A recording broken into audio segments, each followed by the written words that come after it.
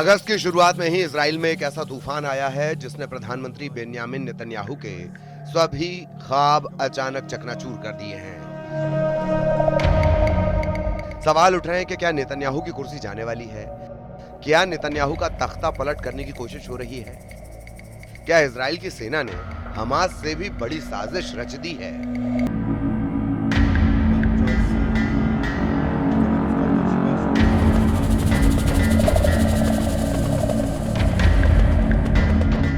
इन सवालों के साथ इस वक्त इजराइल में सबसे ज्यादा चर्चा हमास की नहीं, गजा के ग्राउंड ऑपरेशन में मरने वाले इजरायली सैनिकों की नहीं, न ही ईरान और उसकी बहुत ही खतरनाक मिसाइलों की हो रही है। इस वक्त इजराइल में बेन्यामिन नेतन्याहू के बेटे याइर नेतन्याहू हर तरफ वायरल हैं और उनकी वजह से कहा जा रहा है कि इजराइल के प्रधानमंत्री बेन्यामिन नेतन्याहू और इजराइल की सेना आमने सामने आ चुकी है। इजराइल के commander in chief lieutenant general यार जमीर पर बेन्यामिन नेतन्याहू के बेटे याइर नेतन्याहू ने बहुत बड़ा इल्जाम लगा दिया है।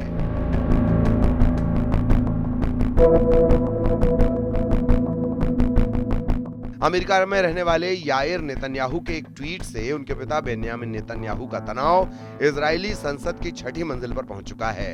हिब्रू भाषा में किए गए इस ट्वीट में क्या लिखा है, बहुत गौर से समझिएगा।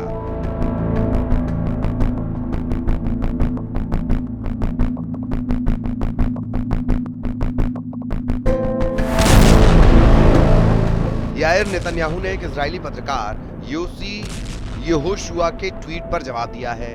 योसी ने लिखा कि अगर नेतन्याहू सेना की मर्जी के बगैर गजा पर पूरी तरह कब्जा करना चाहते हैं तो उन्हें इजराइल की जनता को बताना चाहिए कि इसकी कीमत क्या होगी, कितनी जान जाएंगी, क्या सेना के विरोध के बावजूद वो इस कदम की जिम्मेदारी लेंगे। इस पर याइर नेतन्याहू ने इजराइल के सेनाध्यक्ष इयाल जमीर का नाम लिखे बगैर इशारों में जवाब दिया कि अगर आपको ये ट्वीट लिखने वाला वही है जिसके बारे में हम सोच रहे हैं तो ये एक बगावत और सैन्य तख्ता पलट की कोशिश है, जैसा 70 के दशक में मध्य अमेरिका में हुआ। ये पूरी तरह अपराध है।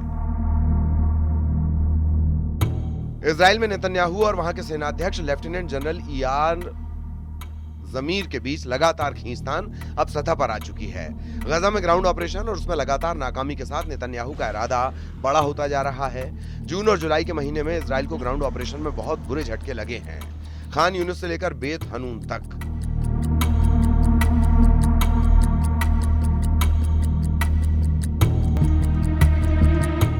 इजराइल के कई कमांडो मारे गए, लेकिन 650 दिन के इस युद्ध को और तेज करने का नेतन्याहू का इरादा अटल है।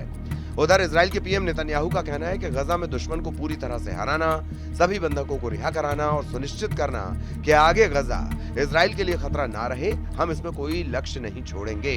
हम अपने सैनिकों की कुर्बानी के जरिए इसे पूरा करेंगे। नेतन्याहू अब गजा पर पूरी तरह कंट्रोल चाहते हैं, या कहें कि 100% कब्जा चाहते हैं। वो हमास को पूरी तरह खत्म करना चाहते हैं, अब तक तमाम नाकामी के बावजूद पूरी तरह कुचल देना चाहते हैं। लेकिन ग्राउंड ऑपरेशन को लेकर इजराइल के सेनाध्यक्ष इयाल जमीर और ज्यादा सावधानी बरतना चाहते हैं। रणनीति बदलना चाहते हैं ताकि कम लोगों की जान जाए और सेना के संसाधन के हिसाब से ऑपरेशन हो। जनरल जमीर राजनीतिक दबाव में ऑपरेशन नहीं करना चाहते, यानी नेतन्याहू और जनरल जमीर अब गजा में ऑपरेशन को लेकर पूरी तरह आमने सामने आ चुके हैं। ये टकराव इजराइल में सेना और सरकार के बीच सबसे खतरनाक टक्कर मानी जा रही है। इजराइल के सेनाध्यक्ष लेफ्टिनेंट जनरल जमीर अब गजा में लंबे ऑपरेशन के नतीजों को लेकर सरकार से साफ रुख चाहते हैं, क्योंकि 650 दिनों की इस जंग में अब तक इजराइल की कामयाबी पर कई धब्बे लगे हुए हैं।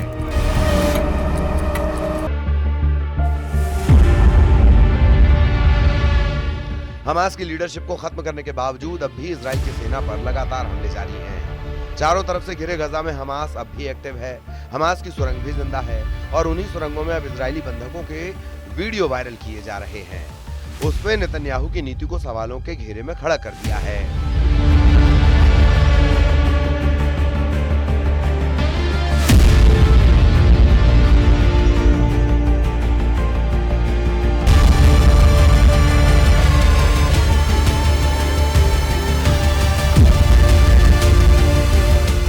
जनरल जमीर ने चेतावनी दी है कि गजा पर 100% कब्जे की कोशिश से वहां बचे हुए बंधकों की जान खतरे में पड़ जाएगी। जनरल जमीर का मानना है कि नेतन्याहू का बिग गाजा प्लान शुरू किया गया तो इजराइल की सेना एक थकाऊ युद्ध में उलझ जाएगी।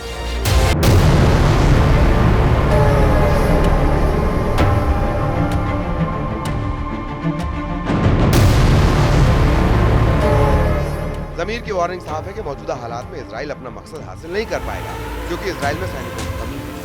इसीलिए कुछ अभियानों पर असर पड़ सकता है। जनरल जमीर और नेतन्याहू की टक्कर में इजराइल बहुत बुरी तरह फंसा हुआ नजर आ रहा है, क्योंकि जमीर का कहना है कि गजा पर पूरी तरह कंट्रोल के लिए कई महीने या फिर साल भी लग सकते हैं। ऐसे युद्ध के लिए हजारों रिजर्व सैनिकों की जरूरत पड़ेगी। यही वजह है कि इजराइल की सेना गजा में हमास के खिलाफ मिनी ओरानीम नाम की रणनीति अपना रही है। मिनी ओरानीम एक सीमित सैन्य अभियान है जिसे इजराइल ने गजा में लागू किया है। इसका मकसद गजा बॉर्डर के पास एक बफर जोन तैयार करना है ताकि हमास पर दबाव बनाए रखा जाए।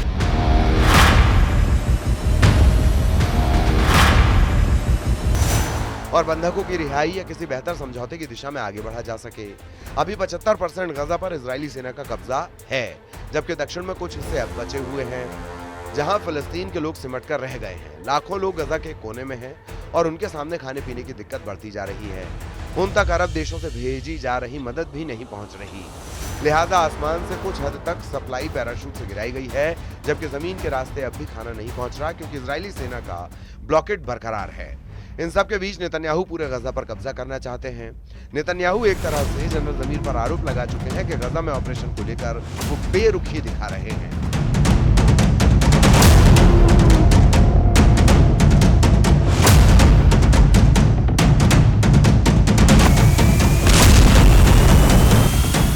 या फिर रणनीति में ढील दे रहे हैं, जबकि जनरल जमीर ने ऐसे संकेत दिए हैं कि सेना को बड़े फैसले लेते वक्त राजनीतिक दबाव में नहीं आना चाहिए।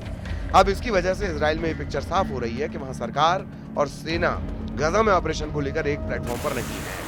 अब तक हमास और इजराइल के युद्ध में नेतन्याहू ने फ्रंट फुट पर जाकर फैसले लिए हैं। हमास को खत्म करने के इरादे से पूरे गजा को मिट्टी में तब्दील किया है। इजराइल के ऑपरेशन में 60,000 से ज्यादा लोगों की मौत हो चुकी है। रोजाना 28 बच्चों की जान जा रही है और बमबारी की वजह से 1.5 लाख से ज्यादा लोग घायल हैं। जबकि गजा में मेडिकल सुविधाओं का इतना बुरा हाल है कि अस्पताल में न इलाज के लिए दवाएं हैं, न ही उनको भर्ती करने के लिए कोई जगह। नर्सिंग स्टाफ को भी कई बार टारगेट किया जा चुका है। इजराइल में अंदरूनी रूप से हाहाकार मचा है। संसद से लेकर नेतन्याहू के दफ्तर तक कोहराम मचा हुआ है। सवाल उठ रहा है कि गजा में हमास के अलावा इजराइल को सबसे बड़ी चोट किसने पहुंचाई है?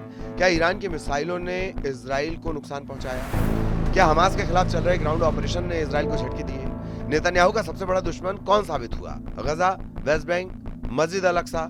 किस जगह नेतन्याहू को सबसे बड़ी गहरी चोट पहुंचाई जा रही है? देखा जाए तो नेतन्याहू के लिए चैलेंज बढ़ता जा रहा है। गजा में ग्राउंड ऑपरेशन को लेकर इजराइल के अधिकारी नेतन्याहू के फैसलों पर सवाल उठा रहे हैं। पिछले कुछ महीनों में नेतन्याहू कैसे अपने घर में गिरे उसे समझने की जरूरत है।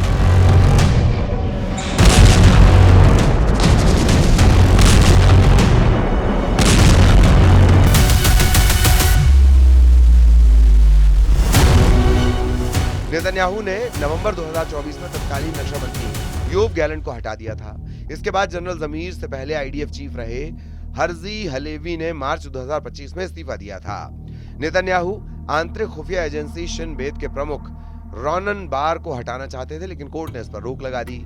लेकिन नेतन्याहू के दो कट्टरपंथी सहयोगी वित्त मंत्री बेजालेल एम्स्टोरिच और राष्ट्रीय सुरक्षा मंत्री इतामार बेन गुइर अब गजा का इजराइल में विलय करने की मांग कर रहे हैं। वो वहां इजरायली बस्ती बसाना चाहते हैं। इजराइल के सिक्योरिटी मिनिस्टर ने कह दिया है कि पूरा गजा अब इजराइल में मिला लिया जाएगा, लेकिन क्या ये इतना आसान है? वैसे गजा को लेकर नेतन्याहू पर पड़ रहा दबाव अब व्हाइट हाउस में भी देखा जा सकता है। हमास को लेकर अमेरिका का गुस्सा और तेजी से भड़क गया है। अमेरिका के राष्ट्रपति डोनाल्ड ट्रंप ने कहा है कि हमास शांति नहीं चाहता बल्कि मरना चाहता है। इसीलिए अब वक्त आ गया कि इजराइल हमास का पूरी तरह सफाया कर दे। ट्रंप का बयान ऐसे वक्त आया है जब अमेरिका गजा में मध्यस्थता से अलग हो चुका है। गजा में हमास के पास अब भी 20 से ज्यादा ऐसे बंधक हैं जिनकी जिंदगी अब मौत से बचाने वाली एक नोक पर ठहरी हुई है। इनमें से एक है इजरायली बंधक एव्यातार डेविड, जिसका वीडियो हमास ने जारी किया। इस वीडियो में उसे अपनी कब्र खोदते हुए देखा जा सकता है।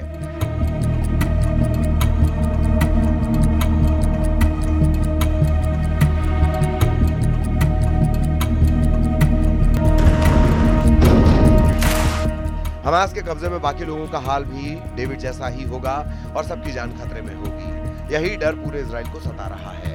यही वजह है कि इजराइल की सड़कों पर आए दिन नेतन्याहू के खिलाफ प्रदर्शन होते हैं। लोग पोस्टर लेकर इकट्ठा होते हैं। उनकी मांग है कि इजरायली बंधकों की फौरन रिहाई हो और इसके लिए किसी भी सूरत में युद्ध को खत्म किया जाए और बंधकों को वापस लाया जाए।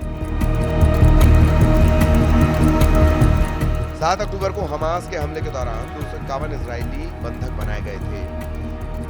इस वक्त हमास के कब्जे में 22 बंधक बाकी हैं। तेल अवीव में एब्यातार डेविड के पोस्टर लेकर हजारों लोग प्रदर्शन करने उतरे। ऐसी तस्वीरों से ज्यादा नेतन्याहू को अब इजराइल के सेनाध्यक्ष तनाव दे रहे हैं, क्योंकि जो एक्शन नेतन्याहू चाहते हैं उस पर इजराइल की सेना राजी नजर नहीं आ रही। जब से नेतन्याहू के बेटे ने जनरल जमीर पर गंभीर आरोप लगाते हुए ट्वीट किया है, तब से सवाल उठ रहे हैं कि क्या इजराइल में नेतन्याहू की कुर्सी जाने वाली है? क्या नेतन्याहू का तख्ता पलट करने की कोशिश हो रही है? क्या इजराइल की सेना ने हमास से भी बड़ी साजिश रच दी है?